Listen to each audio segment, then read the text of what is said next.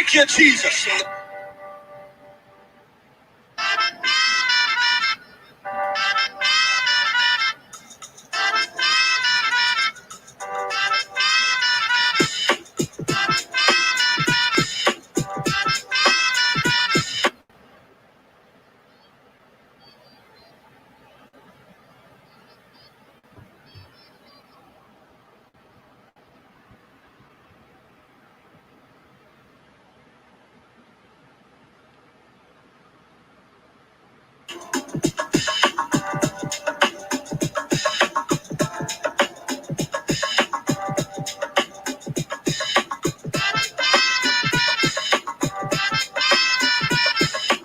You've got a responsibility to go back to Lodabar. Your work's not done just because you made it to the palace. Bless the name of the Lord. But you've got a responsibility to help somebody else make it across. Thank you, Jesus. Don't pull up the ladder because you climbed to the top. Don't blow up the bridge because you made your way across. Thank you, Jesus. But reach your hand back down the ladder and pull somebody else up out of Lodabar.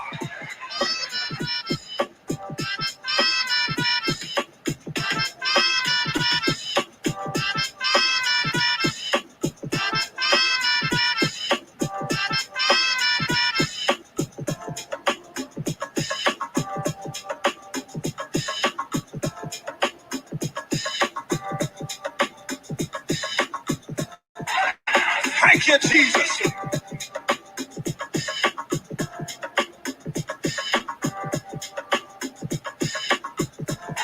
Thank you, Jesus.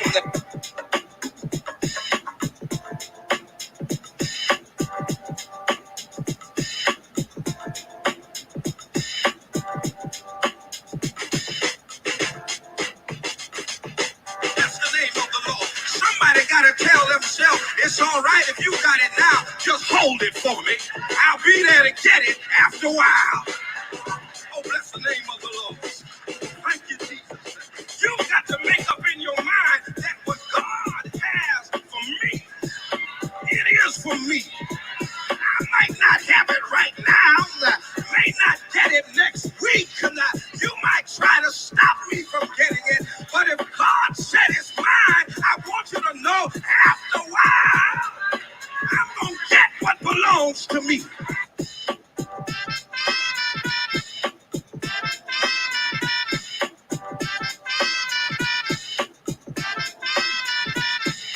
Sometimes God got to strip what you got so you don't depend on yourself.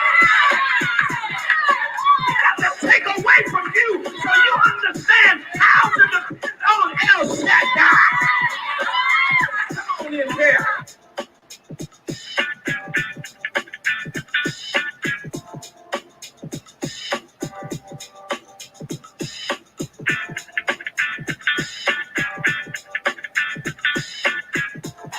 Thank you, Jesus.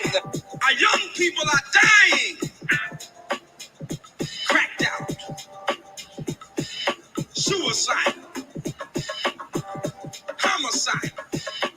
They'll kill you at the drop of a dime. Our jails are full. Yet the crime still runs rampant.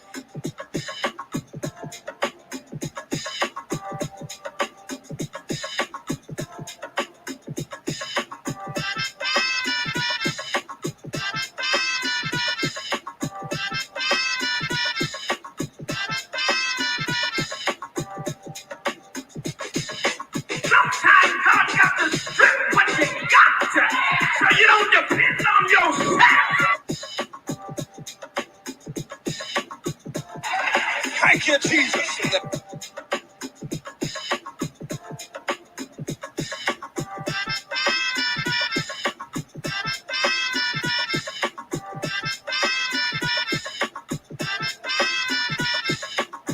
Hey, I don't have no $100,000 a year thoughts.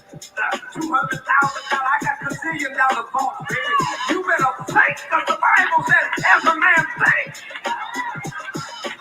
The reason we ain't is because what we think we are.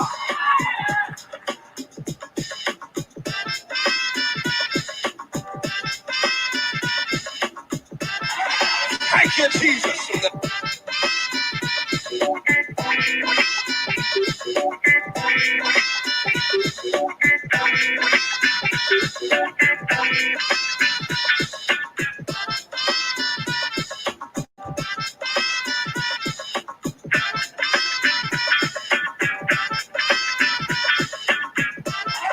Thank you, Jesus. Good morning. What's happening out there? Welcome, welcome, welcome, welcome, welcome to the Spoken Word, another edition. Good to be with you all again. Listen, I got some important things I need to talk about today, and I need for you to be here to talk with me about them. Listen, there's an FBI report that came out about the Springfield Police Department, and we need to talk about that FBI report. Man, it's crazy. It's crazy. Not only the FBI report, but also there's a local restaurant that they put out a dress code, and there's nothing wrong with having a dress code. I don't have a problem with having a dress code. I got a problem with that dress when that dress code targets Black people. And so you put up a dress code, you might as well put no N-words allowed or whites only. And we'll talk about that as well. Welcome to everybody who's chiming in on all our social media. Do me a favor, like, share, do all of that kind of stuff. Let people know that the bishop is on the air, and we got some stuff we got to talk about, family. So listen, do me a favor, rep your city, rep your town, all that stuff. Get yourself together, let people know. Right after this song, we're coming right back, and we're going to be talking about the subjects of the day, talking about this scathing FBI report, and we're going to talk about what do we do with restaurants who basically tell you we don't want you in here? Yeah, 90.7 WTCC. Stay with us. We'll be right back.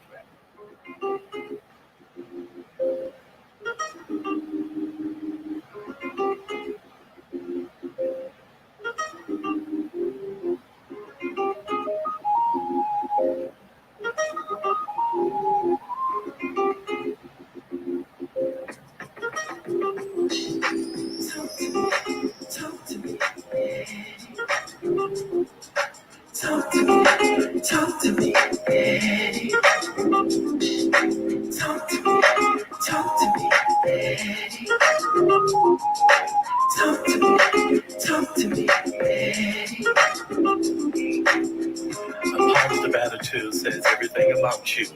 Attitude is a little thing that makes a big difference. Every day you get up, you've been given a gift. That's why they call it the present. And it's up to you of how you unwrap it. So yesterday is history, tomorrow's a mystery, today is a gift. So don't let the pain of your past bleed into your present and poison your future. Stop replaying the movie, why did this happen to me? When it's done with you, be done with it. If it seems like you keep running into pigeons, it's an indication that you're flying too low. So set your sights a little higher. Remember, eagles fly by themselves. If you can see the invisible, you can do the impossible. Allow your challenges to be a stepping stone to propel you into new possibilities. So be discontent with your past accomplishment. You're only as great as your last success. So maintain your hunger and your passion.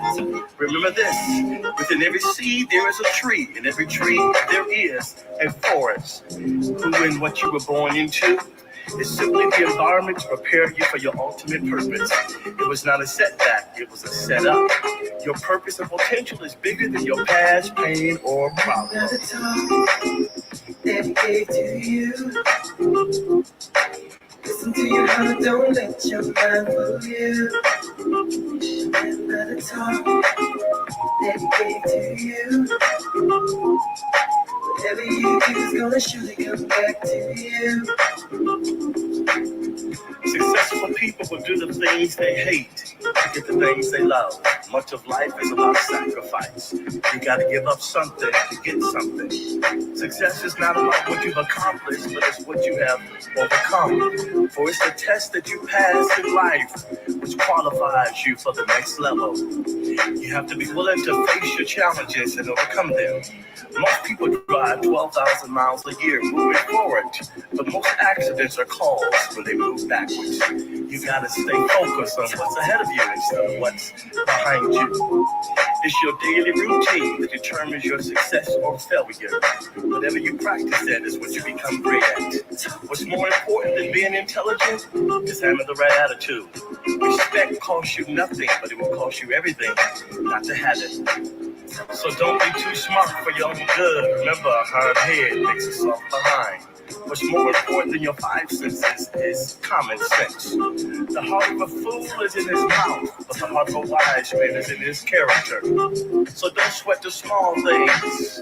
The answer for a short temper is a long walk. Be slow to speak, quick to listen, and remember this: you haven't lived long enough to know everything.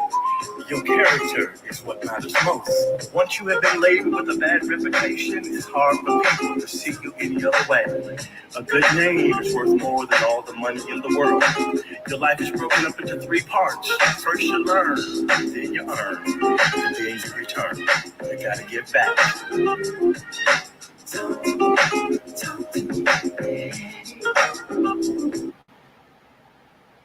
Hey, you know that's an old video that's is being played, not the current live.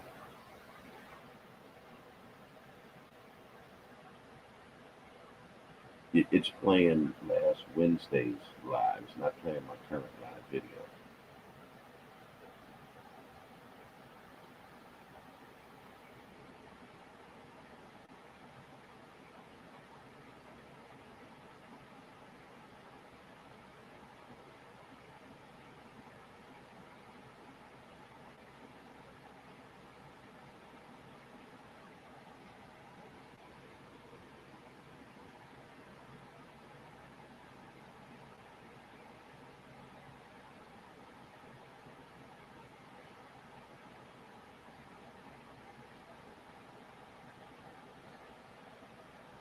And we're back with you, trying to work out some technical difficulties on the WTCC side.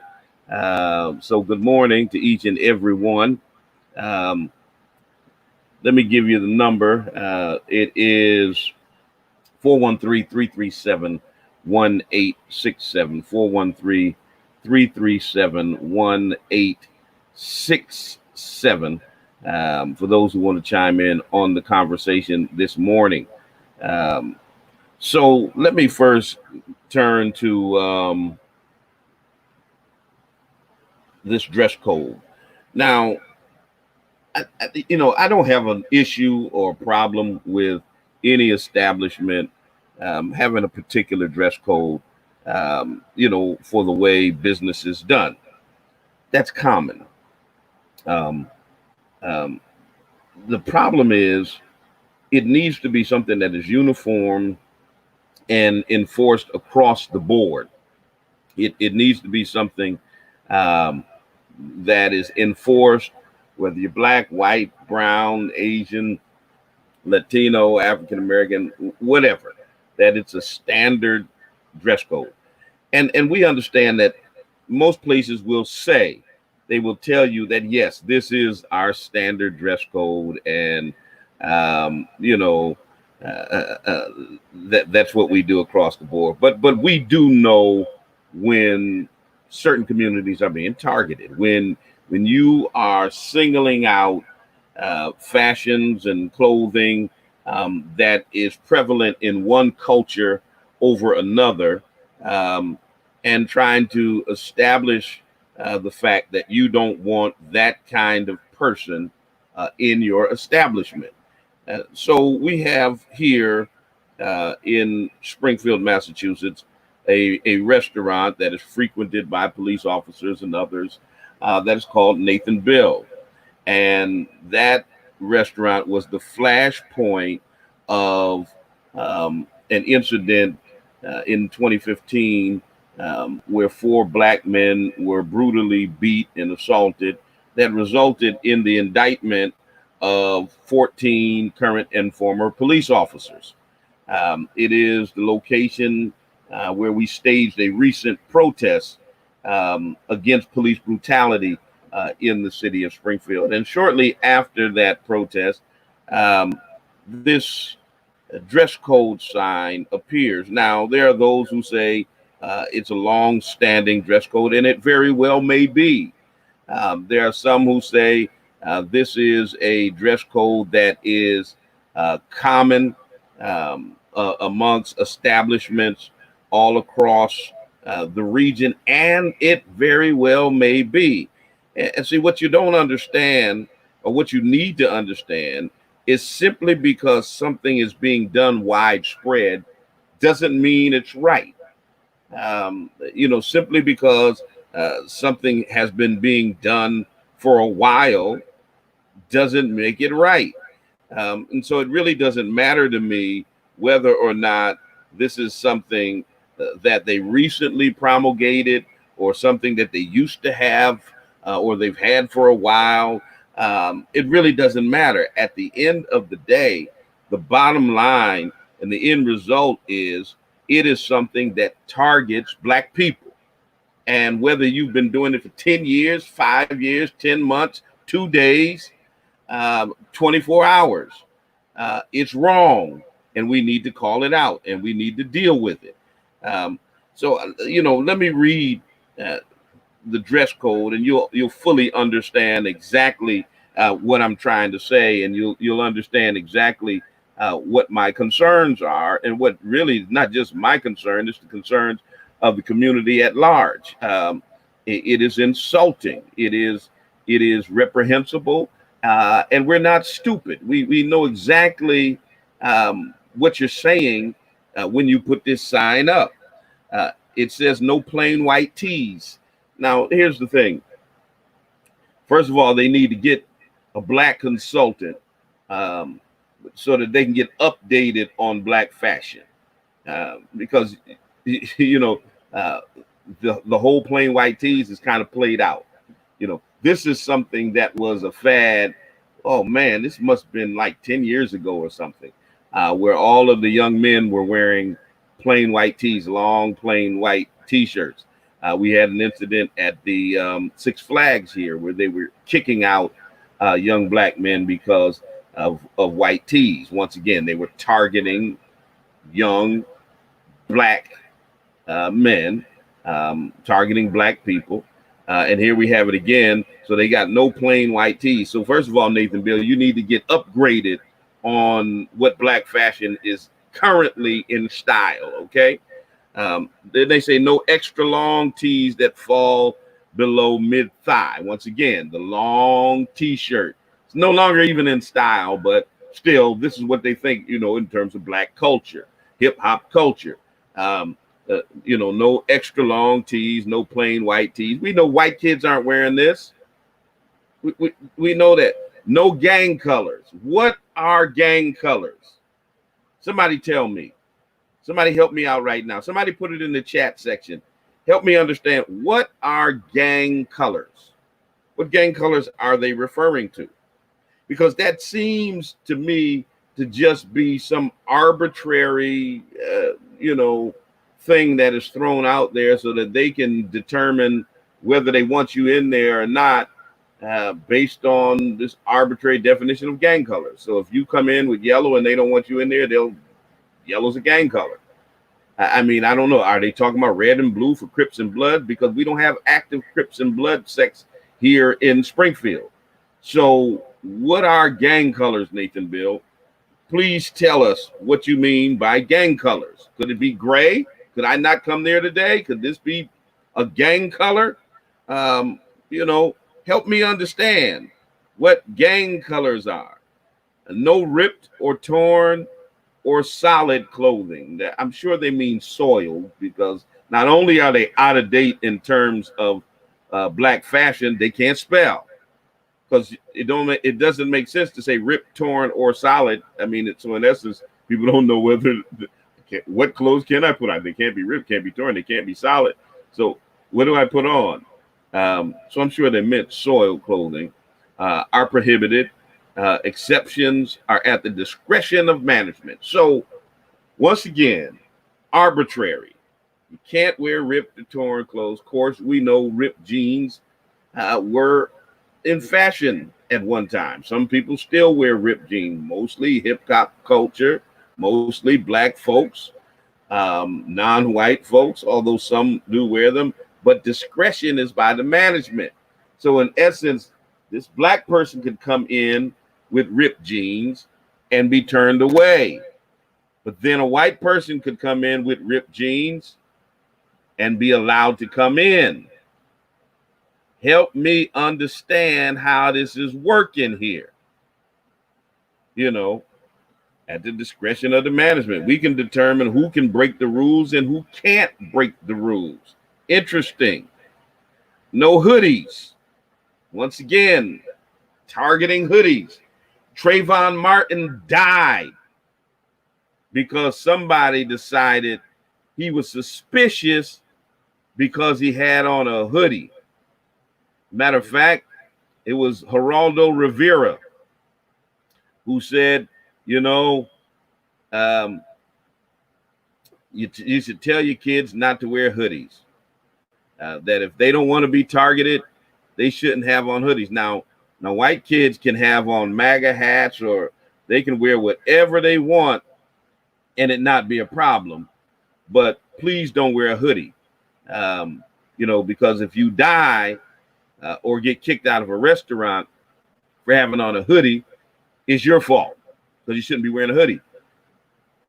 I mean, I to this day, I just can't understand how a hoodie is being targeted because, you know, when Justin Bieber and other white kids wear hoodies, they don't look at them as criminals or thugs. They don't see anything strange about a hoodie when they're wearing it. So help me understand how come, you know, when a black kid has on a hoodie, it's problematic.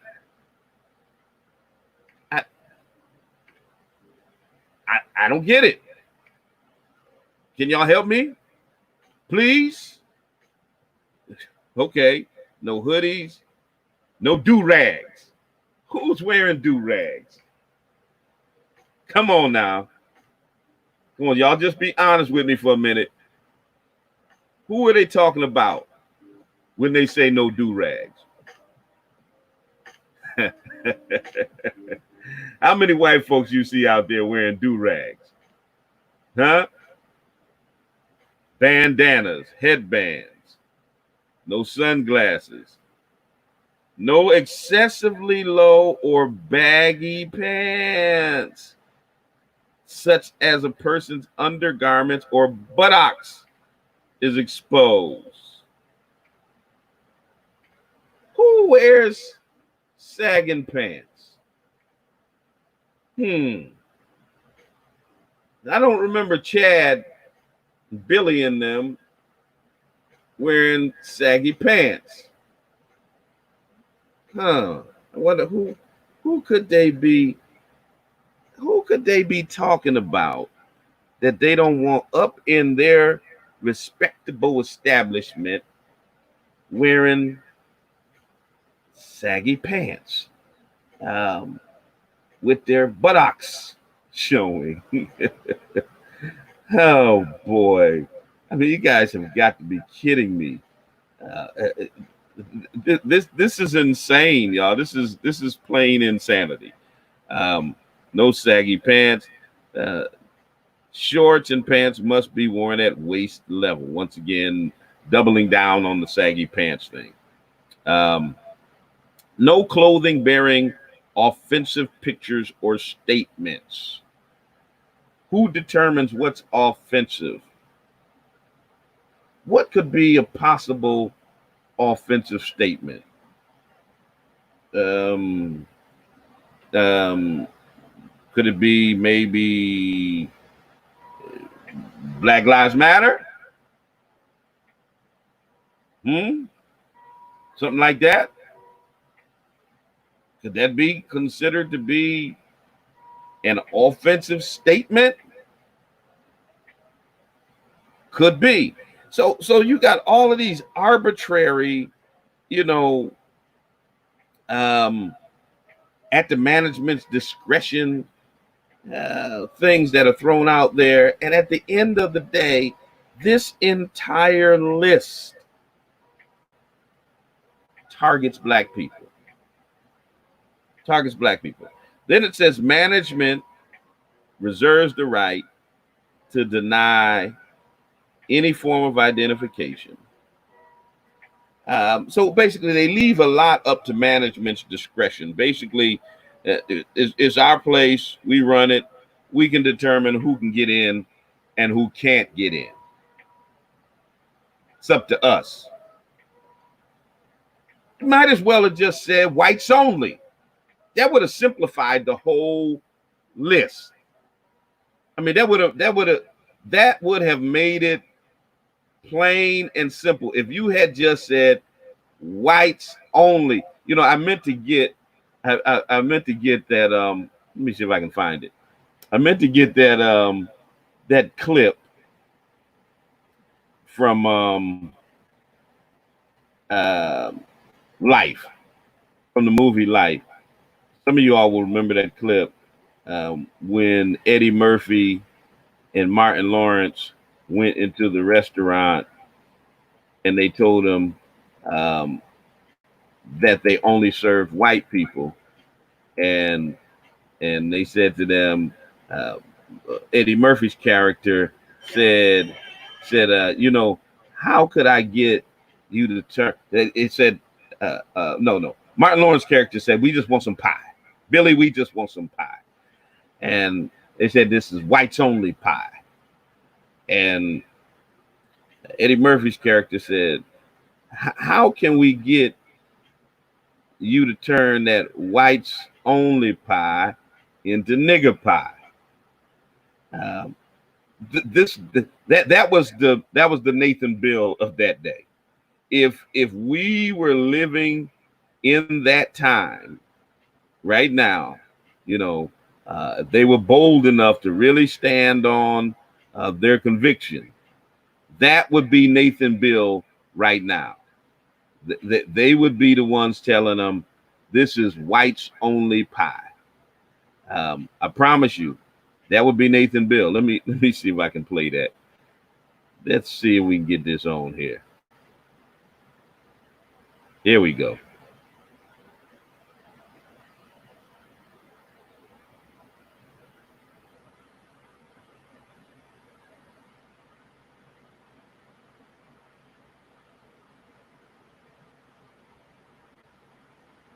Come on, stream.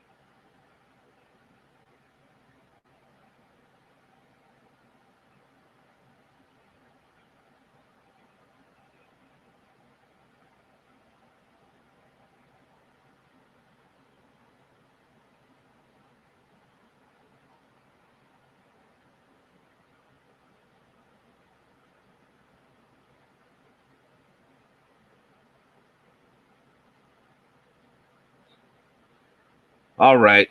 Well, I thought we were going to be able to show this. Looks like my internet connection is acting a little funky this morning, so we're going to have to get out of that. But basically, you get the picture.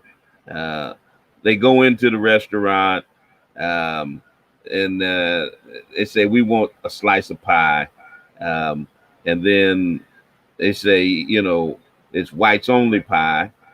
Eddie Murphy pulls out some money and says, "How much to turn that whites only pie into nigger pie?" And then the lady pulls out a shotgun and says, "How about I turn y'all into nigger pie?" Um, that was Nathan Bill. Um, Basically, what they've done and what they've decided and what they've said to us is we don't want black people in here. Now, here's the thing. I don't want to spend my money anywhere where I'm not welcome.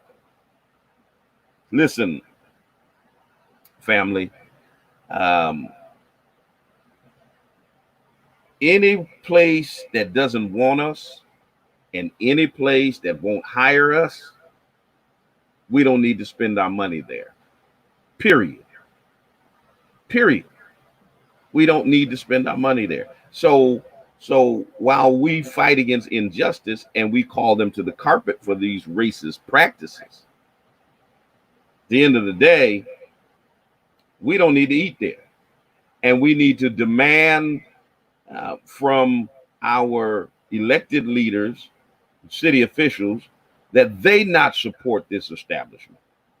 This establishment has received taxpayer money. They received from the Prime the Pump grant, monies from the city. They've been supported by various departments of the city that have held functions there. There have been various elected officials that have held campaign events and their functions at this establishment. And so we need to demand from them that you stop doing business with Nathan Bill, that we don't want our taxpayer money going to any establishment in this city that blatantly says we don't want black people in here. So it's more than us just not going there. We need to make certain other demands when it comes to this particular establishment. And so I challenge you, first of all, not to eat there. Secondly, if you happen to see there's going to be some type of public action there, get involved and participate. And then let your voice be heard among the powers that be. When the school department determines it's going to have a function there, hold them accountable. When the mayor of the city decides he's going to have his wife's birthday party there, hold him accountable.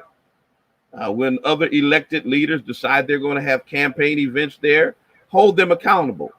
And tell them, no, you don't need to have any events and pay money to an establishment that basically is saying, we don't want black people in here. And that's how we interpret this sign. That's how we interpret this dress code. It's not even subtle. No white tees, no long white tees, no gang colors, no do-rags, no hoodies. We know who you talking about. Just say no niggers allowed. Because that's basically what you're saying. Whites only pie.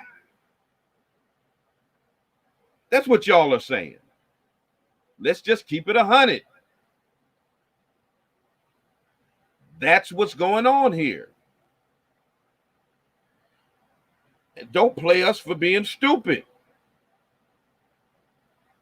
Please don't.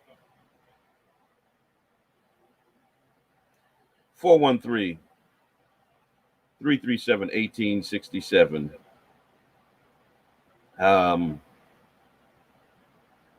Is the number here. I think it's offensive. I think it's offensive for them to not only do it, but then for so many to try to come to their defense and act like, well, they've been doing this for a long time. Like, so what? They did slavery for a long time. They did Jim Crow for a long time. They're still doing racism and discrimination. I don't care that they've been doing it for a long time. That doesn't make it okay. Wrong is wrong. And just because it's an established practice of wrong doesn't mean we ignore it. Doesn't mean it's okay. And it doesn't matter when it came to our attention. I don't want to hear, well, why didn't y'all say something last year? It doesn't matter when I say something, when something is wrong. You don't get to keep on doing wrong just because you've been doing it for a while.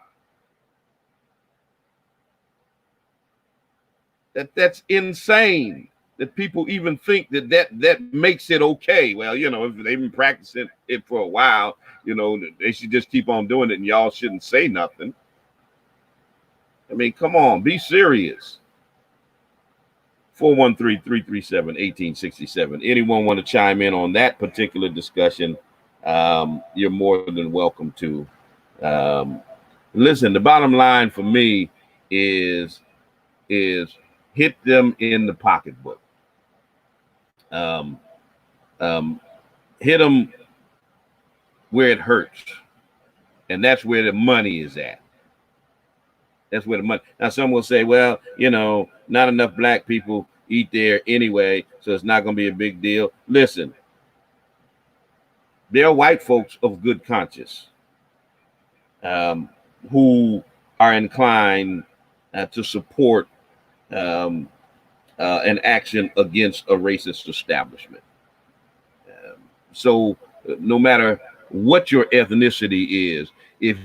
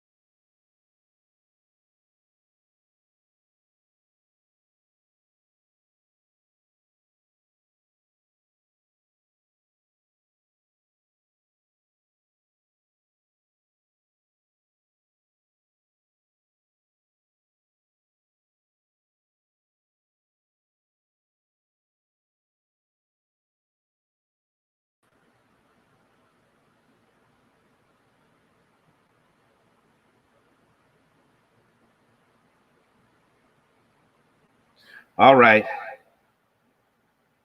I don't know what's going on this morning, man. The technical difficulties are killing me today. Let me know. Type in the comments if you can hear me now. Let me know that all is well.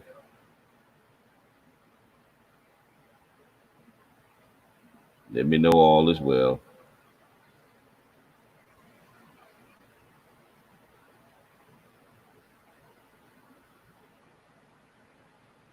It's one of those days, you know, sometimes you have those days. You had difficulty getting on live on the air, connecting with our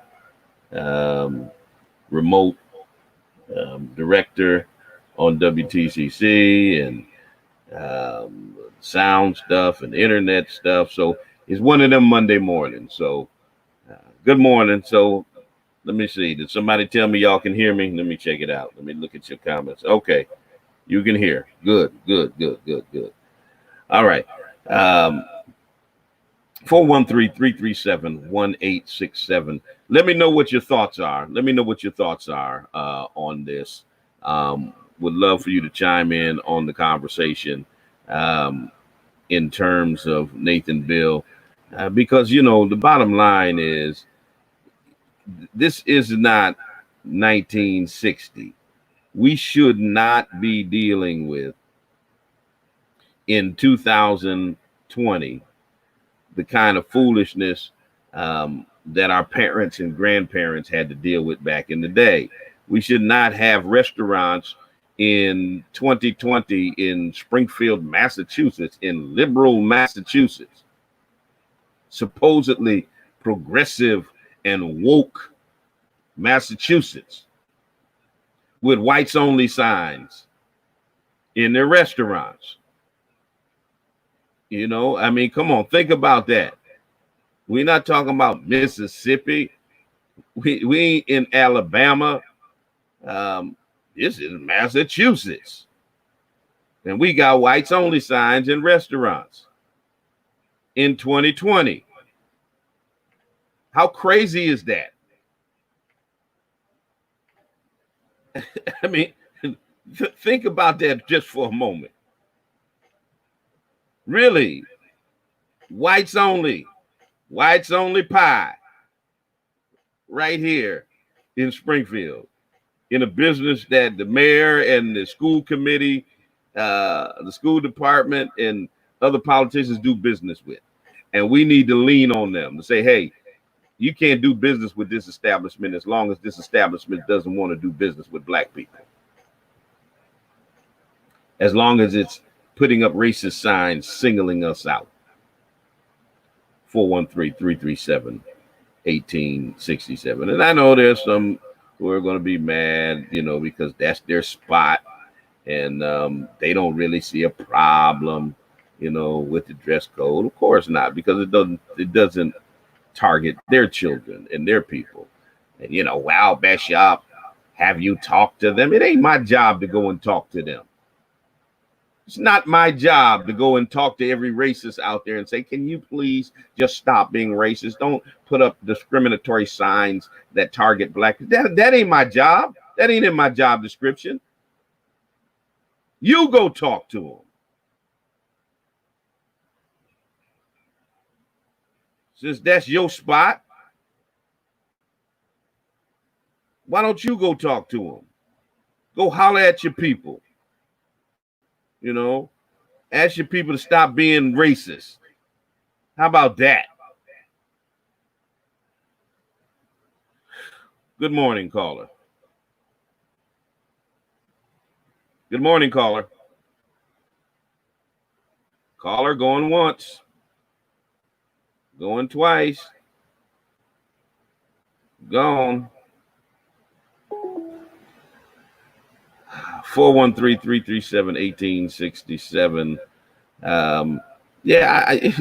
My thing is real simple.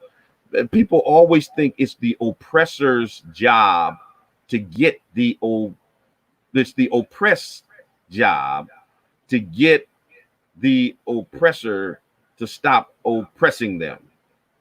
That somehow, some way, it's on me to go to the people that are discriminating against me to convince them to stop discriminating against me. That's not our job. It's not our job to be nice to them and, go talk to them, go negotiate. I don't negotiate with bigots. We shouldn't have to negotiate with people who don't like us. Good morning, caller. Good morning. How are you today? I'm good. You? I'm doing okay. I just want to chime in. It's a little off the particular establishment, but my son worked at Christopher's over there by Burlington Coat Factory. Mm-hmm. And even though they don't have signs there, he would call these workers. My son was a cook there. He called up the N-word right to their face. He was just drunk, belligerent. And they were like, oh, he was drunk. That doesn't justify. That's how he feels. And my son said, I'm going to punch him. I said, no, you going to videotape him or you going to quit. I said, because then you're going to end up in jail and he's going to continue his behavior. So that's another establishment in this city that my son personally encountered somebody calling him And who called him that? Was it management or another coworker? the owner, Chris. The The owner. The Wow. owner, he gets drunk and belligerent. He's an ignorant fool. I mean, this is getting me so emotional. And so they don't have to I'm sorry, I can't even speak on it because it gets me so angry. Mm. But somebody called my son, and the word was he's working at an establishment. My son wants to punch him. Something is wrong with that picture. And who got in trouble with my son? I told my son, you want to quit or you to videotape his conduct. So there's a lot of establishments around here. Wow, that's insane. Yes. I mean, we've done business with It is. Christopher's. I'm shivering just talking about it because somebody did it to my son. And my son has a little girl, and he needed a job. I said, no. So you got to go because you're going to end up in jail. Yeah. And the thing is, he gets drunk. This is how he can. He's very racist. And he doesn't hide it. And a lot of these privileged people do that. So if you want to talk about another establishment, there's another one that conducts themselves even worse than the one you're speaking of. Wow. Thanks for that information. That's good information to have. We've done business with Christopher. I had my son's high school graduation party at Christopher's. Another one of my sons had a function there at Christopher's. I had no idea we were dealing with a bigot. I swear on my life, I asked my son, I begged my son to quit. I said, videotape him or quit. I said, son, you got to go. So you cannot change some people's mentality. And Chris, he's nice, so when he gets drunk, his true colors come out. And that's the owner of that establishment. Wow. Not no management, nobody else. So I just wanted to inform the public that there's a lot of I call it. I'm so upset speaking of it. They're hiding in sheep's clothing. Wool. So it happens every day, and I think it's more out that people could conduct themselves a certain way because we're not going to speak on politics, but there's certain people allowing these behaviors or bringing them out worse than what people saw before. So they think they're the privileged in this world. Yeah. Thank you so much for your time and allowing me to bring that to the spotlight. All right. Thank you for your call. Okay. Peace. God bless. You too. 413-337-1867. See, we just don't know what people are experiencing at these establishments. These establishments that our people frequent, our people spend their hard-earned money and support. And that's why it's important that we support Black business.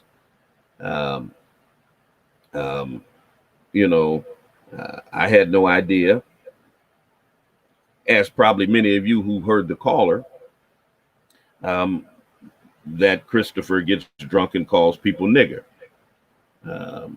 Like I said, we've done functions there. My wife and I had my son, who's now, he'll be a junior this fall at University of Massachusetts, but when he graduated from high school, we had his graduation party at that establishment. My son Talbert had a function at that establishment. And so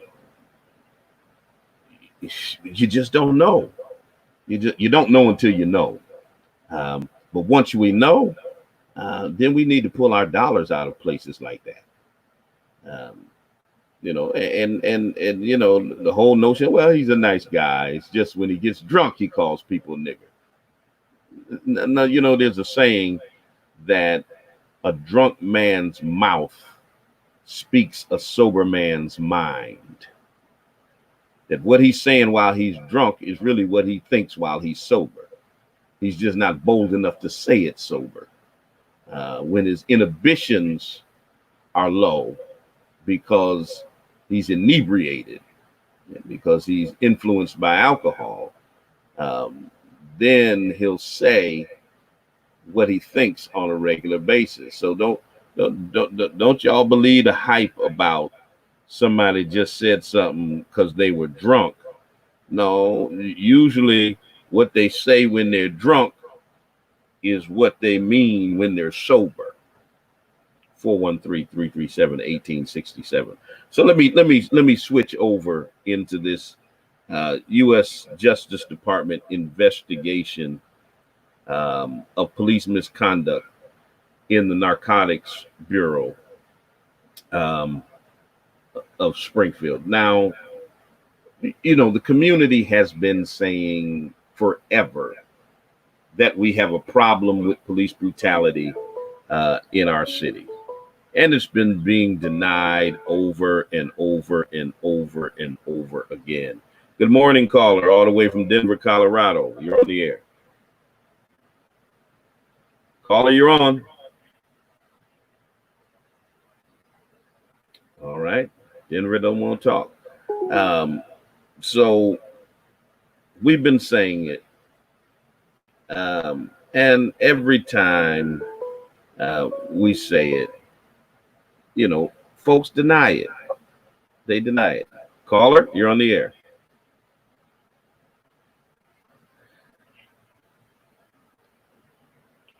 Good morning. I don't know if I'm being pranked or what's happening. We'll see.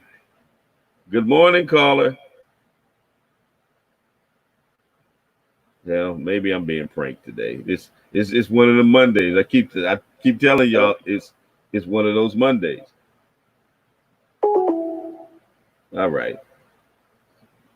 Anyway, so we've been saying it over and over and over again that we have a problem with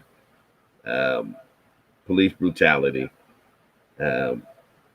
in our city, and Springfield is just a microcosm of cities and towns all over.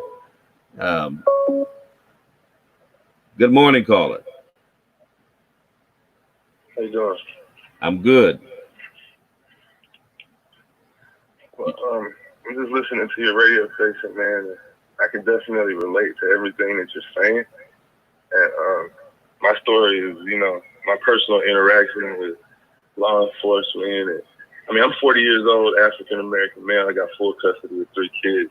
Both my parents were retired military when I was growing up, so I definitely had structure. And, you know, both my parents are from New York, and my mom is from Colorado. So we settled in the South because they didn't want me to be involved with the city life. So, you know, I was raised a certain way because I'm black. I have to act a certain way. You know, I can't wear certain things a certain way to be categorized as a certain type of black. Mm-hmm. So that way I wouldn't, you know, maybe I wouldn't deal with the police in a certain type of way that certain type of people deal with. So, you know, we don't use slang words. My pants couldn't drape off my booty, you know, when I go to school, things like that. So, you know, hopefully we don't get stereotyped, or, you know, with the ones that do certain things. So I'm 40 years old. I went to college. I got a degree in psychology with a minor in history. And, you know, I've been thriving. I'm raising my 2 daughters and my son in Biloxi, Mississippi. And all of a sudden, out of nowhere, May 19th, 2019, 2 out-of-jurisdiction police come on my parents' property. And they asked me if somebody in the household made some emergency 911 calls, which nobody did. And I told them that this was the address that they were looking for. And they were like, well, do you have ID? Do you have ID just comes out. Well, no, I don't. The ID is inside my house.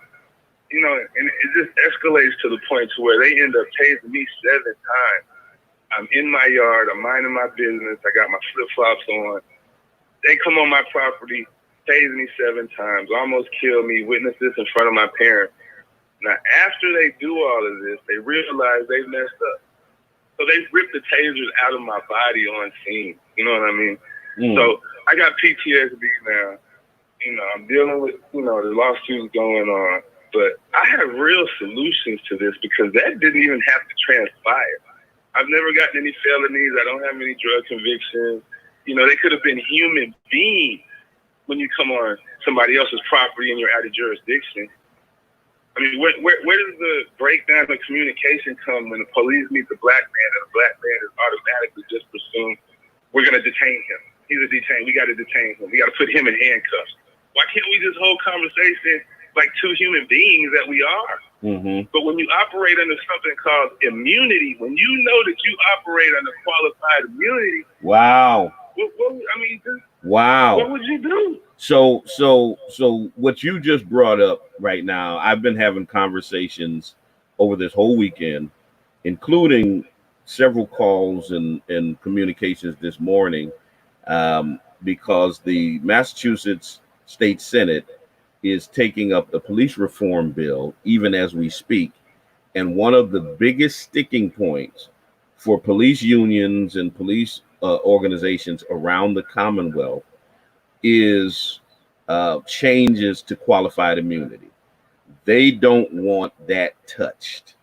They want to be able to be derelict in their duty, to abuse Black people with reckless abandon, knowing that at the end of the day, even when they're proven wrong, that there will be nothing required of them in terms of having to pay the cost. That the city, that no repercussions, and that the cities and towns are going to indemnify them.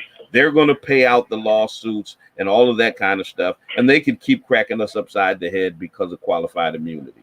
Absolutely, you're absolutely correct. Exactly. So I mean, but when you as a cop know, or we're not even going to use cop, let's just use human being.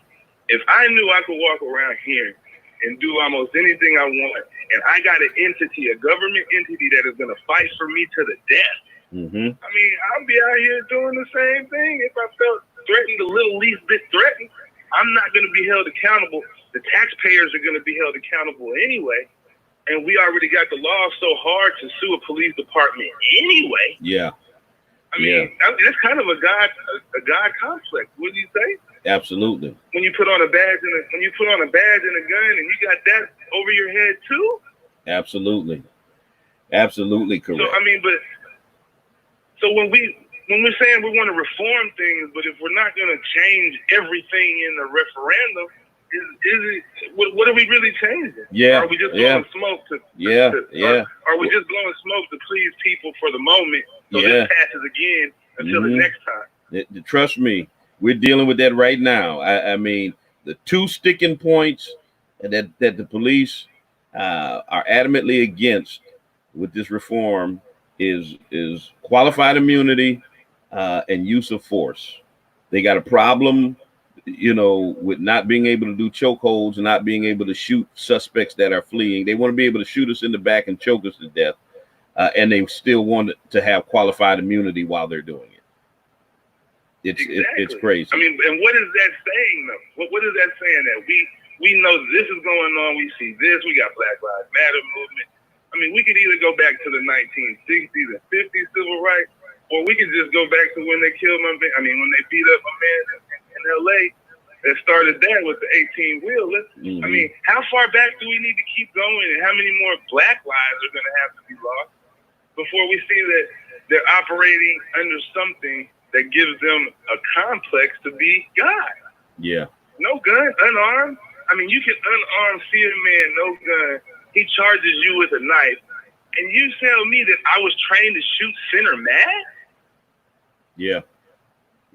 But he's 20 or 30 feet away from you with a knife, and he's coming towards you, but you're trained to shoot center mass?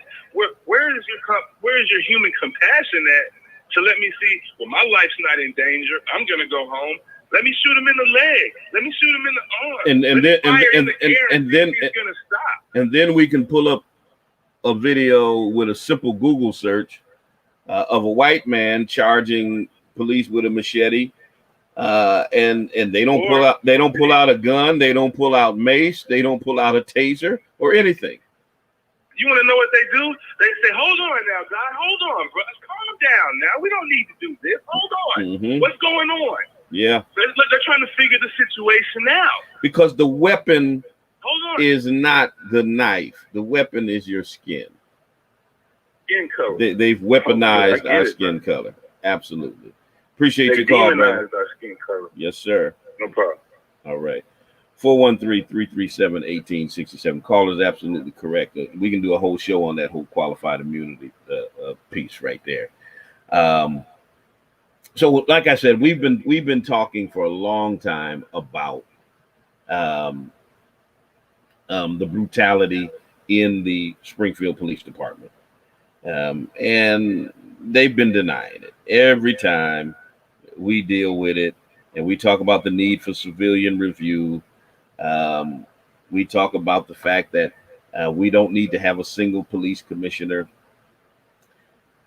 You know, they double down and they buck against the contentions of the community, and they want to paint this rosy picture.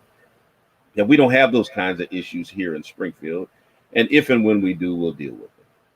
So the mayor and the commissioner are now scrambling because the DOJ investigation has revealed and affirmed what we knew all the time. And here's the other thing, it's what they knew all the time, even though they were denying it.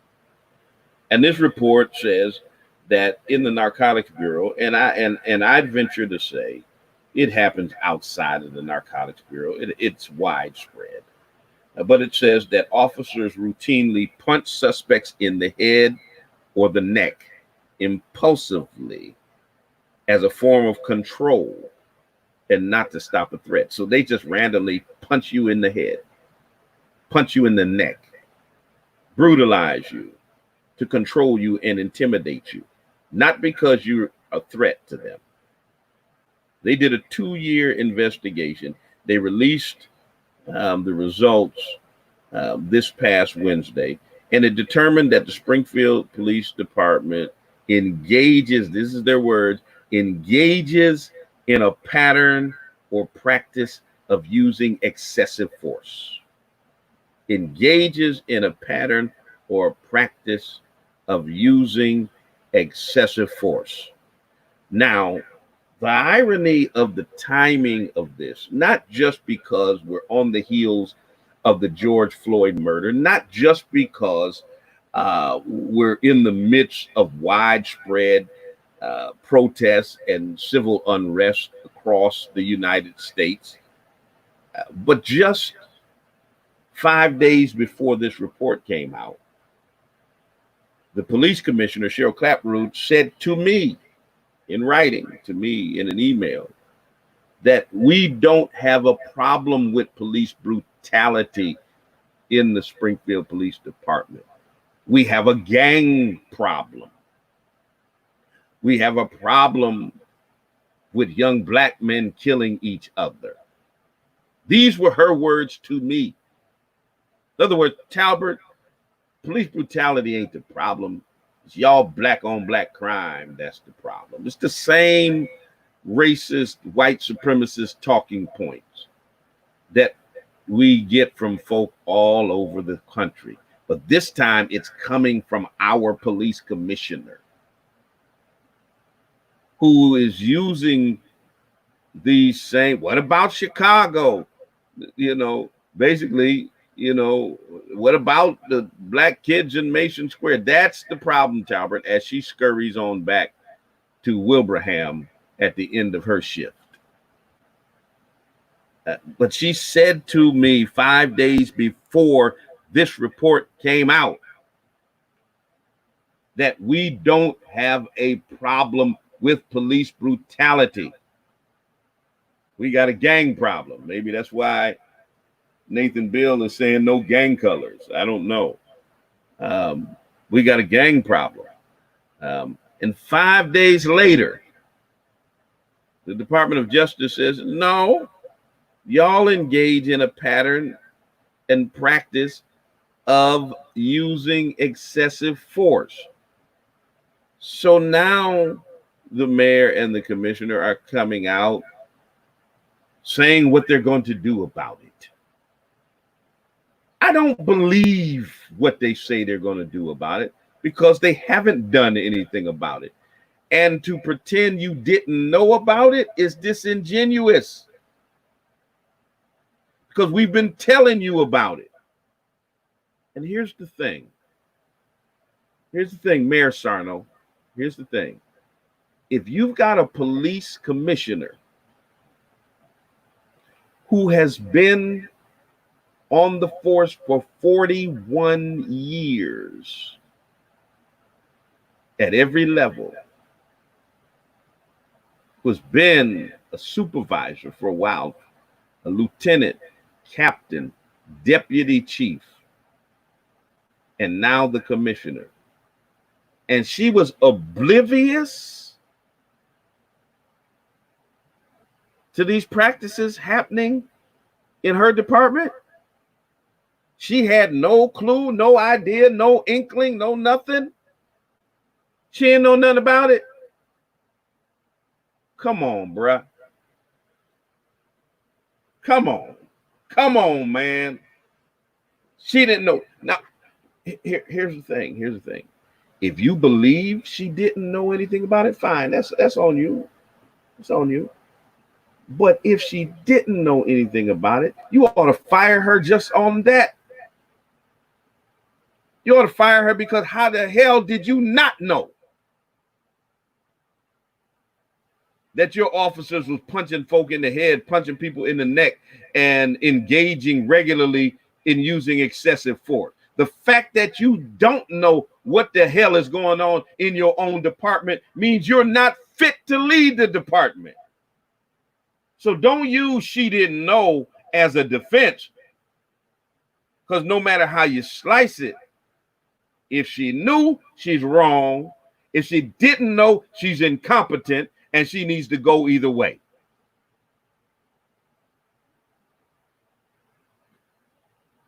So you don't have any excuse for this commissioner. None. Nada. You got rid of the last commissioner, forced him to resign after the 14 officers were indicted because of the Nathan Bill incident. But this commissioner tries to reinstate 5 of the indicted officers from the Nathan Bill incident that you got rid of the last commissioner for. How does that make any sense? But she still got her job. And now this report comes out that they engage in excessive force as a regular practice. And she still got her job. And you wonder why there's a petition floating around requesting that she be removed from office. Come on, bruh. Come on, man. Good morning, caller. Good morning, Bishop. How are you? I'm good. How are you, sir? I'm good. Good. Well, I just wanted to say that this department, the Springfield Police Department, in conjunction with the District Attorney's Office, way back when Matty Ryan was in office, this place has been corrupt. And I mean, we used to be on Catherine and Bay Street, the old pool hall, and all of that stuff, and we were not practicing behaviors that was what we would call pro-social, and we was doing some terrible things, and it goes back to Latta, Greer, Lieutenant Kelly, Ashwell, and Ledoux. They would beat us, take our money, and let us go. And it's been corruption with Francis Bloom, Terrence Dunphy, Matty Ryan. I mean, this they used to come into our community, put us in the back of police cars, beat us up, not arrest us. This has been going on as far as I can remember, back to 1975. And even the blondie, I forgot his name, but he was just in a bid to do security for one of the marijuana dispensers. I forgot this white cop's name with blonde hair, but they also own the liquor store in Winchester Square.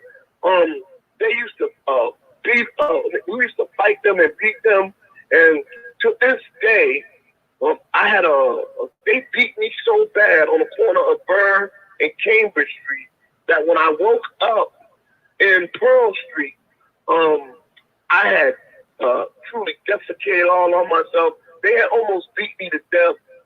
Me and several others. Nothing happened. To this day, there's a police officer. He passed away. I still, from 30 years ago, has his bite marks in my back.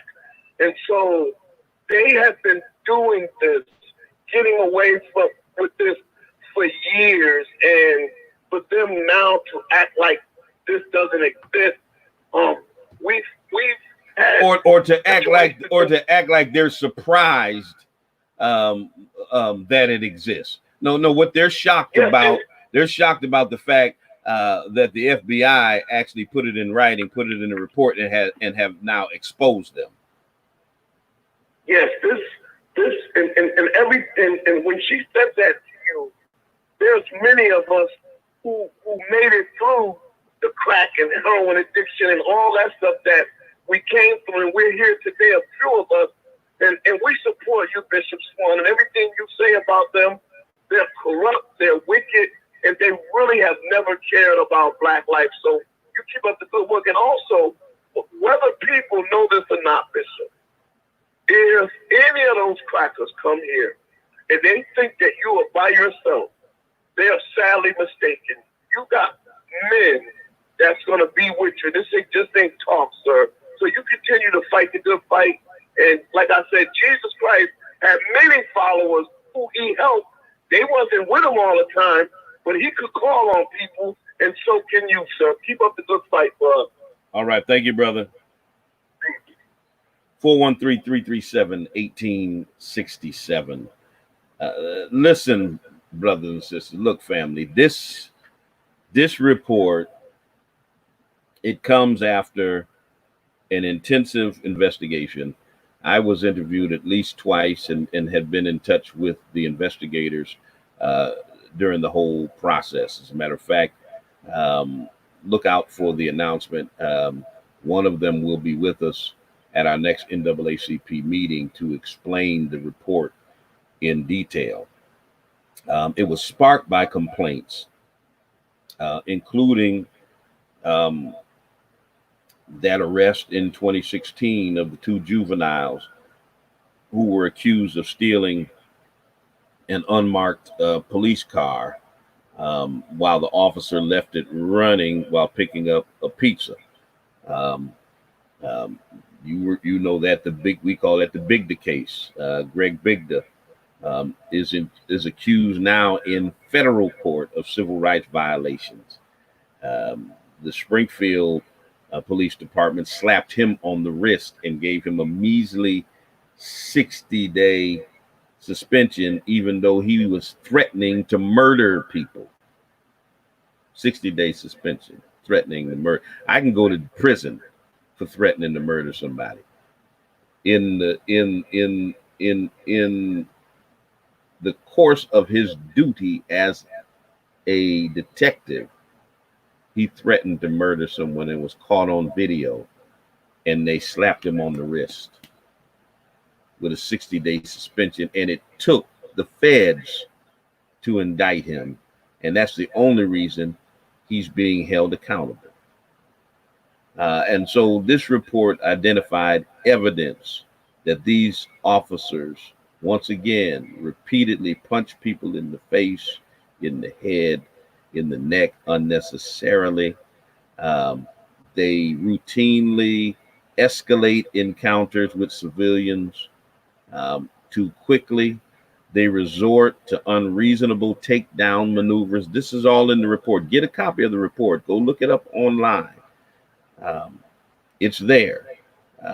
They resort to head strikes that cause head injuries. All of this is in this report.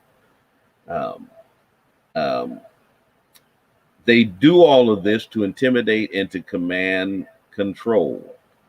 The force is not justified. It's not because of any concrete threat. They also said that the number of times force was used is seriously underrepresented, that it happens more often than what's reported, that they are employing control tactics that are in violation of their use of force continuum. All of this is in this report. And they reviewed more than 114,000 pages of policies and procedures and training material and video footage and investigative files and all of that. And now the administration is acting shocked that this is happening. Good morning, caller. All right. 413-337-1867. They interviewed police officers, commanders, the district attorney, community leaders. Nobody, now here's the thing, nobody from the Narcotics Bureau agreed to speak to them one-on-one. I wonder why.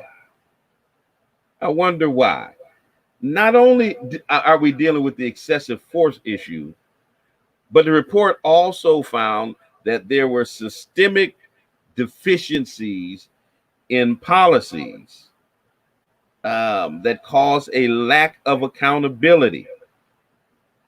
Okay?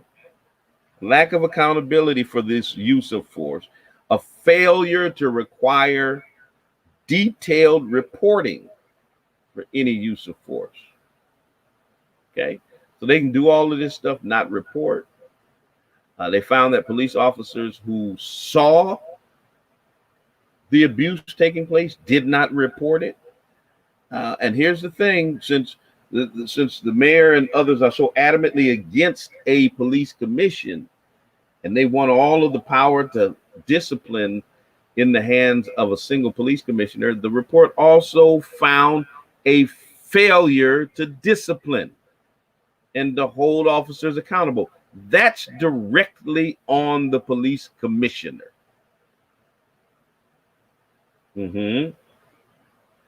But she doesn't think there's a problem with police brutality. So maybe that's why she doesn't discipline officers who engage in police brutality.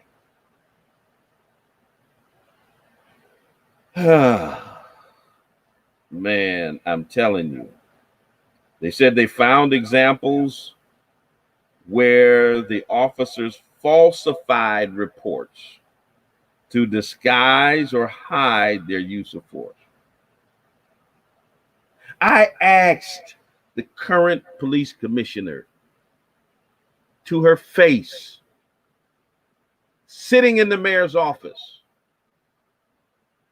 how do you plan on engendering trust between the police and the community when it comes to officers that falsify police reports, when you yourself were convicted of falsifying a police report? And yet this report from the FBI says that the officers falsified reports to disguise or hide their use of force. I'm not surprised that's happening.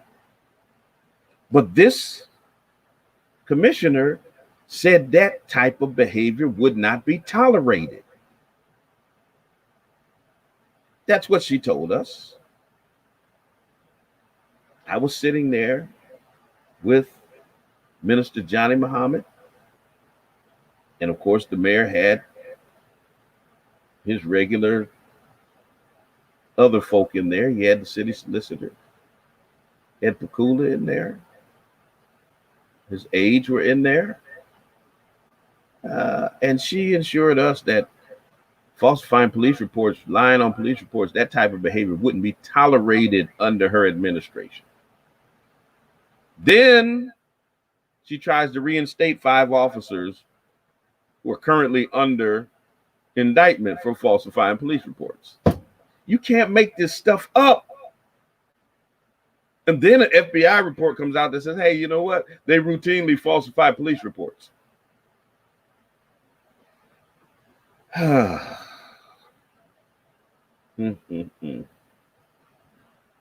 report talks about the officers placing or escorting suspects to the ground, and photographs that show them with serious bruising. Then they report small cuts to the face and other things to try to explain it away. But the photographs are different from the reports. So the reports will say something like a small cut to the face, but the pictures show a large black eye, dark bruising on the face, abrasions on the face, nose, and other injuries. So they just lie. They just lie. And then it also found evidence that the officers failed to report cases of excessive force that they are required to under the minimal reporting standards. So there's just all kinds of corruption that's coming out and emanating from this police department. And the mayor and the commissioner are a day late and a dollar short. A day late and a dollar short. Nobody wants to hear your press conference after this report comes out talking about what you're going to do about it when the community has been asking you to do something about this type of brutality long before this report came out. That's why we don't have any level of confidence that you're going to do or implement. This is damage control. That's it. You know, we got to save face. We got to pretend that we're concerned about what's happening in the midst of this. And so we got to say we're going to do something. And that's all this is. That's all this is we're going to say what we're going to do to mitigate this problem, because the spotlight is on us. And it's not just the local spotlight, the national spotlight is once again on Springfield. Okay, it's embarrassing. So of course the mayor and the commissioner have to come out and say they're going to do something about this. I hold to this, and this is something I say all of the time, that the best indicator of what a person will do is what they've already done. The best indicator of what a person will do is what they've already done. And when you've done nothing to stop the scourge of police brutality, don't tell me only after a scathing report that indicts your police department comes out what you all of a sudden gonna do to stop the problem that's been going on the whole time. 41 years she's been with the department. This has been going on. Since she's been the commissioner, this has been going on. Now I'm supposed to believe she's gonna do something about it because the FBI report came out. I mean, do we look like Willie Lump Lump?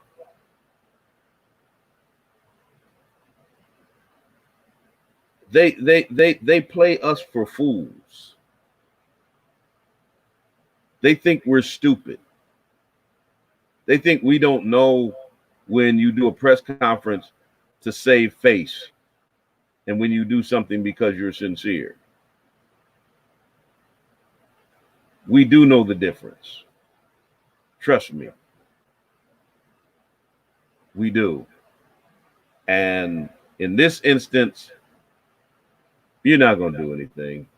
You're going to make a bunch of announcements and tell us everything that you're going to do um, you know, to mitigate this issue and hope that it finally just blows away the media cycle, the attention around it. People will go back to business as usual. But I make you this promise, that ain't gonna happen.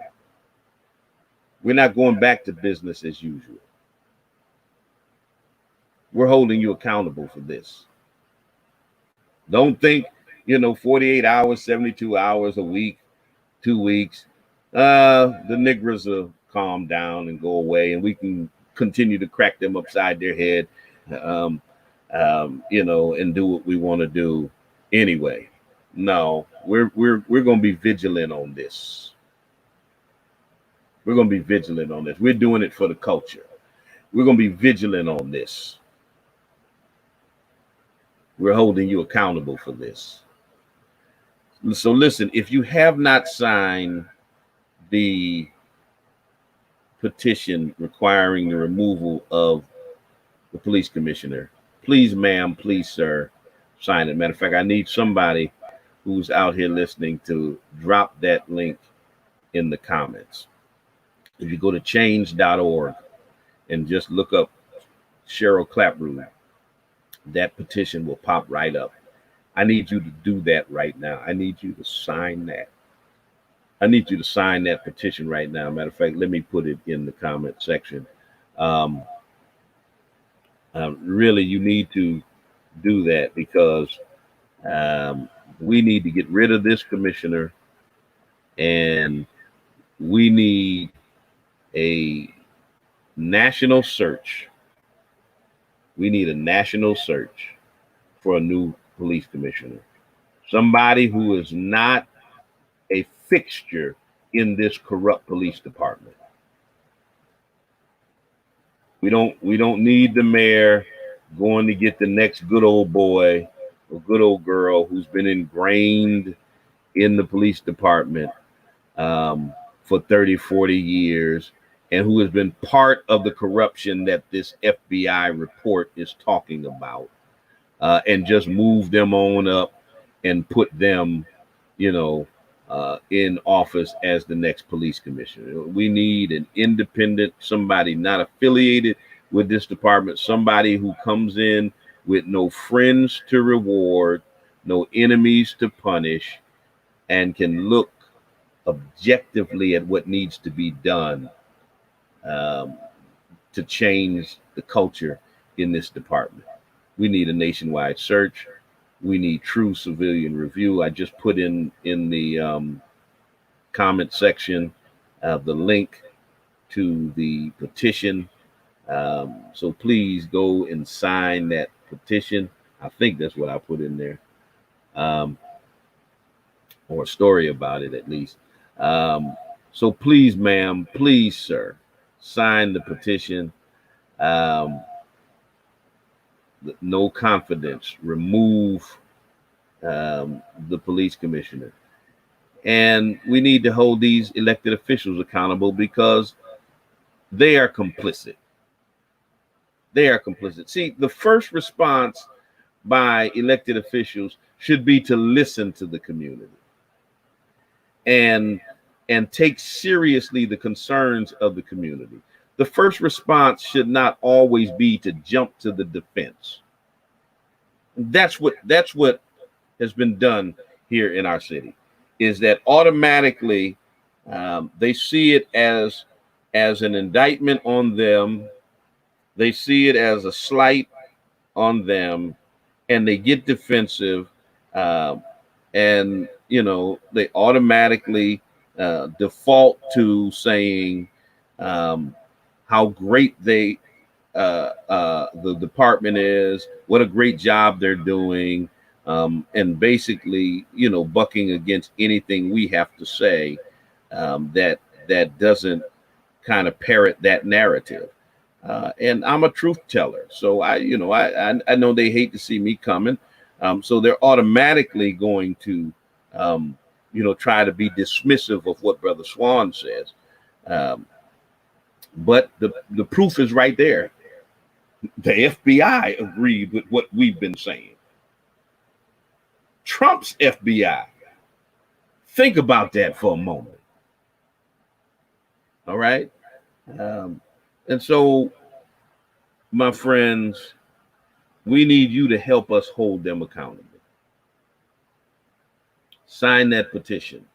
You're going to see a statement come out later on this afternoon by the Greater Springfield NAACP in response to this FBI report. Um, and we're going to tell you exactly what we'd like to see done. I had a conversation with Counselor Ramos yesterday, and he said that he is going to be filing legislation asking that the 4 recommendations by the FBI be immediately implemented. And so there's some other actions that are happening by elected leaders. I know there was a press event by some of our state reps, State Rep Williams and State Rep Gonzalez, in terms of their response to the FBI report. But once again, this is nothing new. This is nothing earth-shattering or groundbreaking. This is what the community has been saying has been happening the whole time.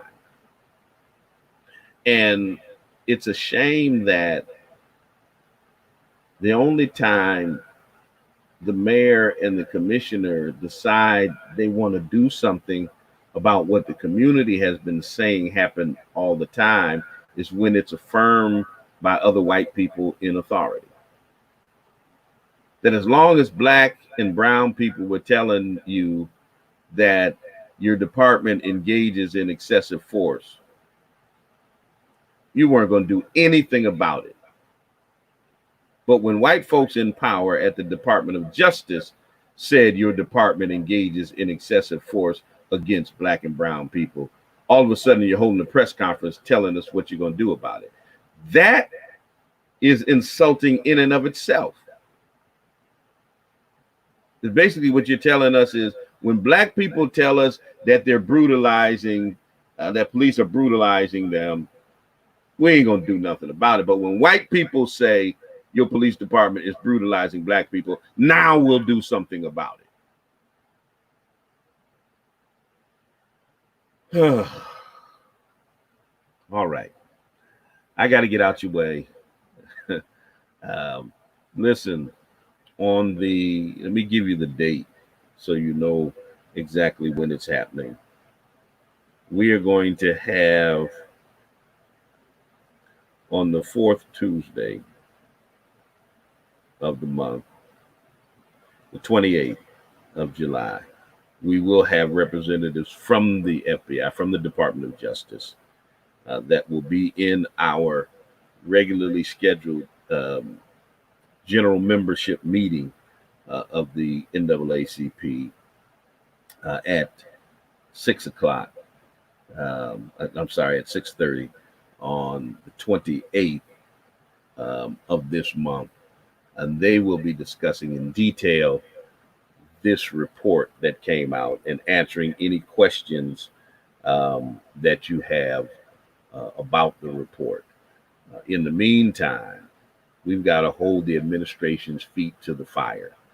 Don't allow them to come out and do press conferences and give you smoke and mirrors about what they're going to do. Don't believe the hype.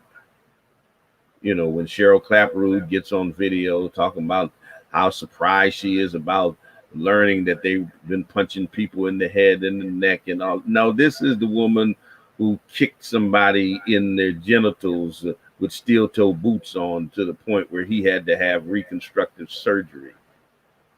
She ain't surprised that they was knocking folks upside the head, because in her heyday as a cop on the street, she was cracking people upside the head. Let's just keep it real. That's who's your commissioner. She ain't new to this. She's true to this. I'm talking about the police brutality aspect.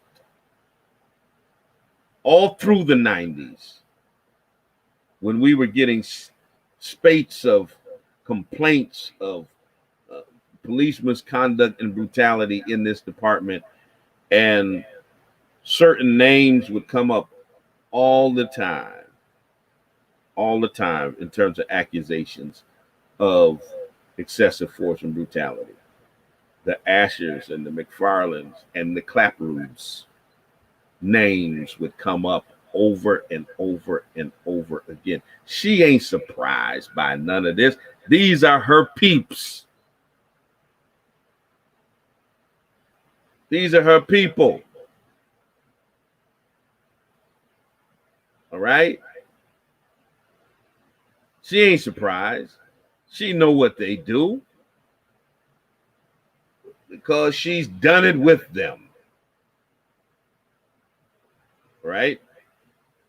Don't get it twisted. She might be a 70-year-old lady right now, but she wasn't always. She was a 30-something-year-old and a 40-something-year-old and a 50-something-year-old cracking black folks and brown folks upside the head, just like the folks that this report talks about. So don't think she's some innocent bystander in any of this. She needs to go. She got to go. So listen, on this Wednesday,